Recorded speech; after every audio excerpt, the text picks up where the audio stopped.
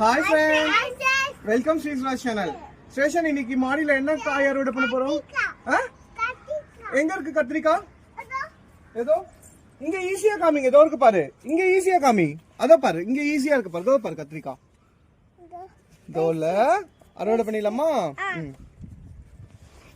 Hi friends, welcome to Sri's channel. இன்னைக்கு நம்ம மாடி தோட்டத்துல என்ன அறுவடை பண்ண போறோம் அப்படின்னு பாத்தீங்கன்னா கத்திரிக்காய் தான். இங்க பாருங்க எவ்வளவு சூப்பரா இருக்கு. இது பாத்தீங்கன்னா நீட்டு கத்திரிக்காய். நிறைய பூவும் விட்டுருக்கு இதுல பாத்தீங்கன்னா. அதே மாதிரி வந்து பிஞ்சும் நிறைய இருக்கு பாருங்க.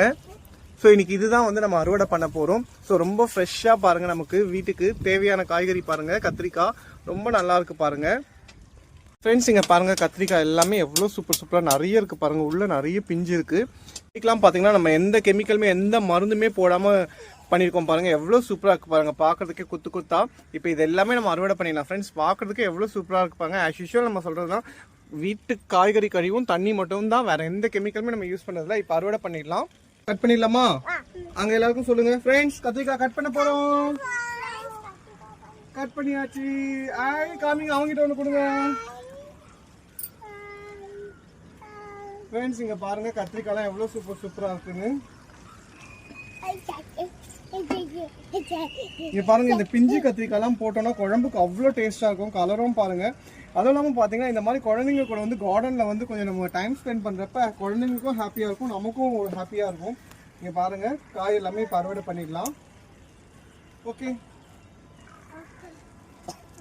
இந்த ஸ்டேஷன் போங்க, அங்கே போயிடலாம்.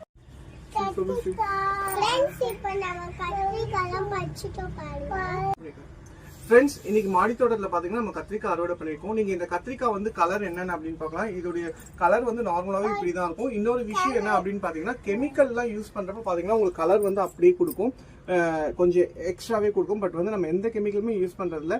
பட் இந்த மாதிரி கத்திரிக்காய் கண்டிப்பாக கிடைச்சதுன்னா நீங்கள் ட்ரை பண்ணி பாருங்கள். இதுக்கெல்லாம் ஒரு சின்ன தொட்டி இந்த மாதிரி க்ரோ பேக்ஸ் இருந்தாலே போதும். இதில் வச்சாலே நீங்கள் பார்த்தீங்கன்னா நல்லா செடி வளரும்.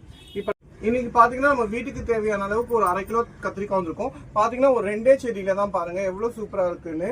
இவங்க குட்டீஸ்க்காக தான் நம்ம மெயினா இந்த மாடி தோட்டம் போட்டதும் சரி. இந்த மாதிரி இவங்க கூட வந்து கொஞ்சம் அறுவடை பண்ணிட்டு டைம் ஸ்பெண்ட் பண்றது இவங்களுக்கு ஒரு ஹாப்பியா இருக்கு ஃப்ரெண்ட்ஸ். சரி ஓகே யூசுவலி இருக்கு நம்ம சொல்றதுதான். எப்பவுமே வந்து நீங்க செடி கிட்ட வந்து நீங்க ஃப்ரெண்ட்லியா இருந்தீங்கன்னா அதுவும் உங்ககிட்ட நல்லா ஃப்ரெண்ட்லியா இருக்கும். ஓகே ஃப்ரெண்ட்ஸ், வேற ஒரு அறுவடையில பார்க்கலாம். Okay bye.